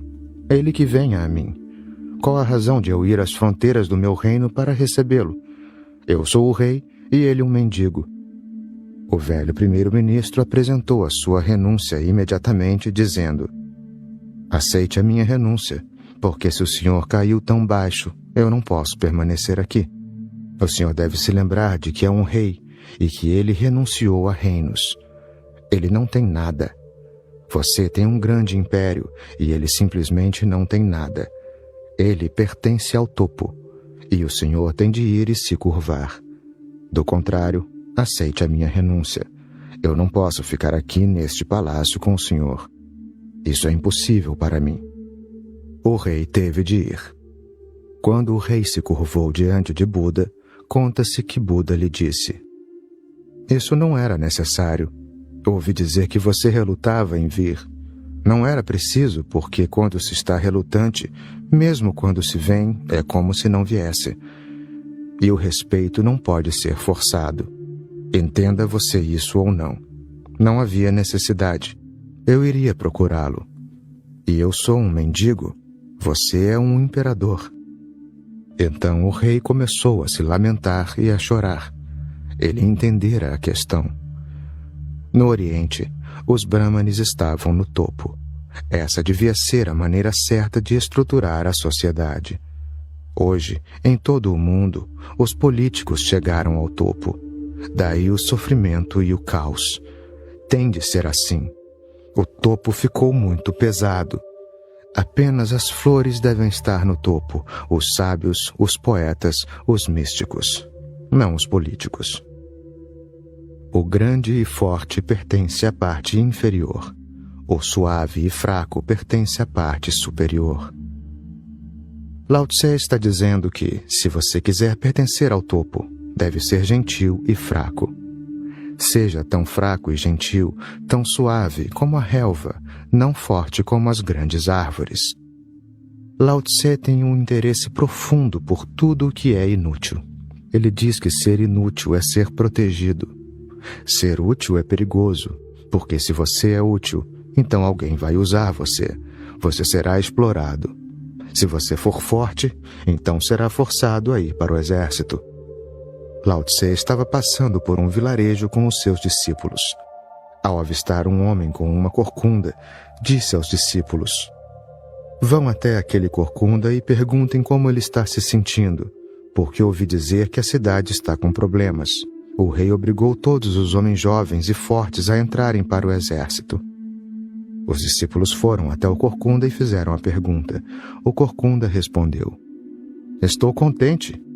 Por causa das minhas costas, eles não me obrigaram. Não tenho utilidade, por isso estou salvo. Os discípulos relataram o que ouviram e Lao Tse lhes disse: Agora lembrem-se, sejam inúteis. Do contrário, vão se tornar alimento para a guerra. Uma vez, passando por uma floresta, eles chegaram embaixo de uma grande árvore. Uns 1000 carros de boi poderiam descansar à sua sombra. Toda a floresta estava sendo derrubada. Milhares de carpinteiros trabalhavam ali. Lao Tse disse: Perguntem sobre o que aconteceu. Por que não cortam esta grande árvore? Os discípulos foram perguntar. O carpinteiro explicou: Aquela árvore não tem utilidade nenhuma. Os galhos não são retos, não se pode fazer móveis com eles. E quando queimada, ela produz muita fumaça, de modo que não pode ser usada como lenha. E as folhas são tão amargas que nem mesmo os animais querem comê-las. Assim, ela é inútil. Foi por isso que não a cortamos. Lao Tse começou a rir e disse aos discípulos: Sejam inúteis como essa árvore, então ninguém irá cortá-los. E olhem para esta árvore, como ela cresceu, só por ser inútil. A vida pode ser considerada de 2 maneiras. Você pode levá-la do ponto de vista utilitário. Uma coisa tem de ser usada para outra, então a vida se torna um meio e é preciso atingir um fim.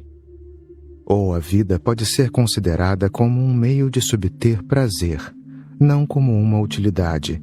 Então este momento é tudo, não existe meta, nenhuma finalidade. Outro dia eu estava lendo um poema. Um verso dele me tocou profundamente. Esse verso dizia: Um poema não deveria significar, mas existir. Eu adorei. A vida não deveria significar nada. A vida deve existir. Um fim em si mesmo, sem ir para lugar nenhum, gozando o prazer aqui e ali, celebrando. Só então você pode ser suave.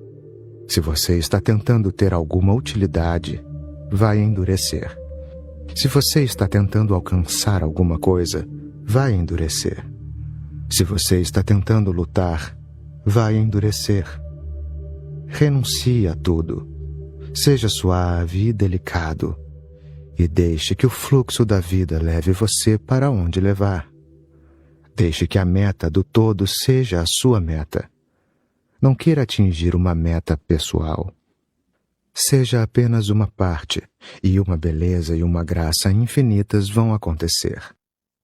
Tente sentir o que eu estou dizendo. Não é uma questão de entender, não é uma questão de capacidade intelectual. Sinta o que eu estou dizendo. Absorva o que eu estou dizendo. Deixe que isso exista com você. Deixe entrar fundo no seu ser. A vida não deve ter significado. A vida deve existir. E então, de repente, você torna-se suave. Toda a rigidez se vai, desaparece, se dissolve. O bebê é redescoberto. Você conseguiu voltar a ser criança. Aqueles olhos transparentes da infância estão novamente ao seu alcance. Você pode olhar e então o verde é totalmente diferente. O canto dos pássaros é totalmente diferente. Então o todo tem uma importância totalmente diferente. Ele não tem significado. Ele tem importância. Significado diz respeito à utilidade. Importância diz respeito ao prazer. Sinta prazer em tudo e você será delicado. Siga o fluxo do rio. Torne-se o rio. Seja egoísta. Ninguém pode ser abnegado, altruísta, desinteressado, a não ser os hipócritas. A palavra egoísta tem uma associação condenável, porque todas as religiões a condenam. Elas querem que você seja generoso. Mas por quê? Para ajudar os outros. Eu me lembro. Uma criança pequena estava conversando com a mãe dela e a mãe disse: Lembre-se sempre de ajudar os outros. Então, o que os outros vão fazer? Perguntou a criança. Naturalmente, a mãe respondeu: eles irão ajudar os outros. Esse negócio parece estranho, comentou a criança. Por que não ajudar a si mesmo em vez de mudar e fazer as coisas tão complicadas sem necessidade? O egoísmo é natural. Sim, chega um momento em que você está compartilhando por ser egoísta. Quando você está transbordando de alegria, então você pode compartilhar. Agora mesmo, pessoas miseráveis estão ajudando outras pessoas miseráveis. Cegos conduzindo outros cegos. Que ajuda você pode dar? Esta é uma ideia muito perigosa que tem prevalecido ao longo dos séculos. Numa escolinha, a professora disse aos alunos: no mínimo uma vez por semana vocês devem fazer uma boa ação. Um menino perguntou: a senhora poderia nos dar alguns exemplos de boas ações? Não sabemos o que é bom. Está bem, concordou a professora. Por exemplo, uma mulher cega quer atravessar a rua. Então ajudem a pobre a atravessar a rua. Essa é uma boa ação. É uma ação virtuosa. Na semana seguinte, a professora quis saber: algum de vocês se lembrou do que eu lhes pedi para fazer? 3 crianças levantaram a mão. Ela comentou: isso não é bom. Quase toda a classe não fez nada. Mas ainda assim é bom que ao menos 3 meninos tenham feito algo de bom. Ela perguntou ao primeiro: o que você fez? Exatamente o que a senhora mandou, respondeu o garoto. Eu ajudei uma senhora cega a atravessar a rua. Muito bem. Deus vai abençoar você, elogiou a professora. Então perguntou ao segundo menino: e você, o que foi que fez? Ele respondeu: a mesma coisa. Ajudei a cega a atravessar a rua. A professora ficou um tanto confusa. Onde teriam arranjado todas aquelas mulheres cegas? Mas a cidade era grande. Talvez pudesse haver 2 cegas. Ela perguntou ao terceiro menino e ele respondeu: fiz exatamente o que eles fizeram. Ajudei uma cega a atravessar a rua. A professora não se conteve. Mas onde encontraram tantas mulheres cegas? Eles responderam: a senhora não entendeu. Não eram 3 mulheres cegas. Era a mesma mulher. E foi tão difícil ajudá-la a atravessar a rua. Ela nos batia, chutava e gritava conosco porque não queria atravessar a rua. Mas nós pretendíamos fazer aquele ato virtuoso, mesmo com uma multidão reunida, as pessoas gritando conosco, mas nós dissemos: não se preocupem, vamos levá-la para o outro lado. Dizem para as pessoas ajudar as outras, e elas estão vazias por dentro. Dizem para elas amar os outros, amar o próximo, amar os inimigos, e nunca dizem para amar a si mesmas. Todas as religiões, direta ou indiretamente, dizem para as pessoas se odiar. Uma pessoa que se odeia não pode amar ninguém, só pode fingir que ama. A coisa básica é amar a si mesmo tão completamente que o amor extravase e chegue até os outros. Eu não sou contra compartilhar, mas sou absolutamente contra o altruísmo. Sou a favor de compartilhar, mas primeiro você deve ter algo que compartilhar. E então você não está fazendo nada a ninguém como uma obrigação. Ao contrário, a pessoa que recebe alguma coisa de você vai ficar em dívida com você. Você deve ficar agradecido, porque a outra pessoa poderia ter rejeitado a sua ajuda. A outra pessoa foi generosa. Toda a minha insistência é para que a pessoa seja tão feliz, tão alegre, tão sossegada, tão contente que, a partir do seu estado de satisfação, ela comece a compartilhar. Ela tem tanto. Ela é como uma nuvem de chuva. Tem de chover. Se a sede dos outros for saciada, se a sede da terra for saciada, isso será secundário. Se cada pessoa estiver cheia de alegria, cheia de luz, cheia de silêncio, ela estará compartilhando isso sem ninguém lhe pedir, porque compartilhar é uma alegria. Dar é mais agradável do que receber. No entanto, Toda essa estrutura precisa ser mudada. As pessoas não deveriam ser ensinadas a ser altruístas. Elas são miseráveis. O que podem dar? Elas são cegas. O que podem fazer? Elas perderam a própria vida. O que podem fazer? Elas só podem dar o que têm. Então as pessoas dão tristeza, sofrimento, angústia, ansiedade a todos os que entram em contato com elas. Isso é altruísmo? Não. Eu gostaria que todo mundo fosse totalmente egoísta. Toda árvore é egoísta. Ela traz água para suas raízes, ela leva seiva para os seus galhos, para as folhas, para os frutos, para as flores. E quando floresce, ela libera perfume para todos, conhecidos, desconhecidos, familiares, estranhos. Quando está carregada de frutos, ela compartilha, dá esses frutos. Mas se você ensinasse as árvores a ser altruístas, todas morreriam. Assim como toda a humanidade está morta, apenas cadáveres ambulantes. E caminhando para onde? Caminhando para o túmulo, para finalmente descansar em suas sepulturas. A vida deveria ser uma dança, e a vida de todo mundo pode ser uma dança. Ela deveria ser uma música, e então você poderia compartilhar, você teria de compartilhar. Eu não preciso dizê-lo, porque essa é uma das leis fundamentais da existência. Quanto mais você compartilha suas alegrias, mais elas aumentam.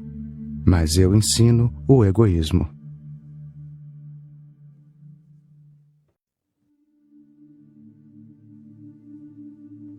Assuma o risco de ser sincero.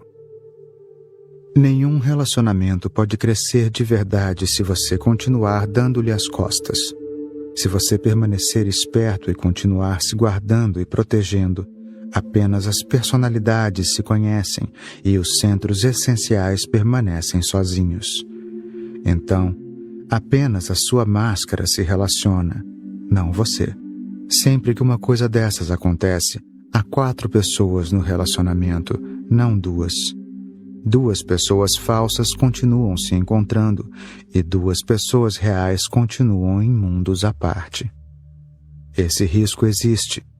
Se você for sincero, ninguém saberá se esse relacionamento será capaz de entender a verdade, a autenticidade, se esse relacionamento será forte o suficiente para resistir à tempestade.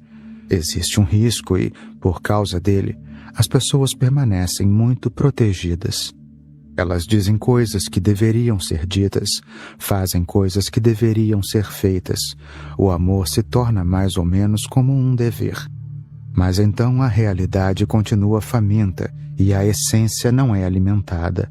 Assim, a essência vai ficando cada vez mais triste. As mentiras da personalidade são um fardo muito pesado para a essência, para a alma. O risco é real e não existem garantias quanto a ele. Mas vou lhe dizer uma coisa: vale a pena correr o risco. No máximo, o relacionamento acaba. No máximo. Mas é melhor ser separado e verdadeiro do que irreal e junto, porque então você nunca estará satisfeito. A bênção nunca virá com o relacionamento. Você vai continuar faminto e sedento e continuará se arrastando, só esperando que aconteça um milagre. Para que o milagre aconteça, você terá de fazer alguma coisa, e isso é começar a ser sincero. Com o risco de que talvez o relacionamento não seja forte o suficiente e possa não ser capaz de resistir. A verdade pode ser demais, insuportável, mas então esse relacionamento não vale a pena. Por isso, é preciso passar pelo teste. Arrisque tudo pela verdade, ou então você vai continuar descontente. Você vai fazer muitas coisas, mas nada realmente vai acontecer com você. Você vai se movimentar bastante, mas nunca vai chegar a lugar nenhum. O resultado, no fim, será quase absurdo. É como se você estivesse faminto e simplesmente fantasiasse sobre o alimento. Maravilhoso, delicioso. Mas fantasia é fantasia, não é real. Você não pode comer um alimento irreal. Por momentos você pode se iludir, pode viver num mundo de sonho, mas o sonho não lhe dá nada. O sonho tira muitas coisas e não dá nada em troca. O tempo que você gasta usando uma personalidade falsa é simplesmente desperdiçado. Você nunca o terá de volta. Esses mesmos momentos poderiam ter sido de verdade, autênticos. Até mesmo um único momento de autenticidade é melhor do que uma vida inteira de vida inautêntica. Portanto, não tenha medo. A mente vai lhe dizer para continuar protegendo os outros e a si mesmo, para se manter em segurança. É assim que milhões de pessoas estão vivendo. Freud, em seus últimos dias, escreveu uma carta a um amigo sobre o que havia observado, e ele realmente observava a fundo. Ninguém observou de maneira tão profunda, tão penetrante, tão persistente e científica. Ele dizia na carta que até onde havia observado ao longo da vida, uma conclusão parecia ser absolutamente certa: a de que as pessoas não podem viver sem mentiras. A verdade é perigosa. As mentiras são muito doces, mas irreais. Deliciosas. Você continua dizendo doces nadas à pessoa amada e ela continua suspirando em seus ouvidos nada além de doces nadas. E enquanto isso, a vida segue escorrendo por entre as suas mãos e todo mundo se aproxima cada vez mais da morte. Antes de a morte chegar, lembre-se de uma coisa: é preciso viver o amor antes de a morte acontecer. Do contrário, você terá vivido em vão, e toda a sua vida terá sido fútil, um deserto. Antes de a morte chegar, tenha certeza de que o amor aconteceu. Mas isso só é possível com a verdade. Portanto, seja verdadeiro. Arrisque tudo pela verdade e nunca arrisque a verdade por nada mais. Deixe que esta seja a lei fundamental. Mesmo que eu tenha de sacrificar a mim mesmo, a minha vida, vou fazer esse sacrifício pela verdade. Mas a verdade eu não sacrificarei por nada. E você sentirá uma imensa felicidade, uma bênção inimaginável cairá sobre você. Se você for sincero, tudo o mais se tornará possível. Se você for falso, só uma fachada, uma pintura, um rosto, uma máscara, nada será possível, porque com o falso, apenas o falso acontece, e com a verdade, só a verdade. Eu entendo o problema de todos os amantes. No fundo, todos eles têm medo. Eles continuam imaginando se o relacionamento será forte o suficiente para suportar a verdade. Mas como você pode saber de antemão? Não existe conhecimento a priori. É preciso fazer para conhecer. Como você vai saber, sentado dentro de casa, se será capaz de resistir à tempestade e ao vento lá fora? Você nunca esteve na tempestade. Vá e veja. Tentativa e erro é a única maneira. Vá e veja. Talvez você seja derrotado, mas mesmo na derrota, vai se tornar mais forte do que é hoje. Se você for derrotado por uma experiência, depois por outra e mais outra, o simples fato de ir contra a tempestade vai deixá-lo cada vez mais forte. Um dia chegará em que você simplesmente começará a gostar da tempestade. Simplesmente começará a dançar na tempestade. Então a tempestade não será um inimigo. Essa também é uma oportunidade radical de ser. Lembre-se, nunca as pessoas se tornam um ser de maneira agradável. Do contrário, isso aconteceria a todos. Lembre-se, tornar-se um ser não pode acontecer de maneira conveniente. Do contrário, todo mundo não teria nenhum problema. Tornar-se um ser acontece apenas quando se correm riscos, quando se enfrenta o perigo. E o amor é o maior perigo que existe. Ele requer a totalidade do seu ser.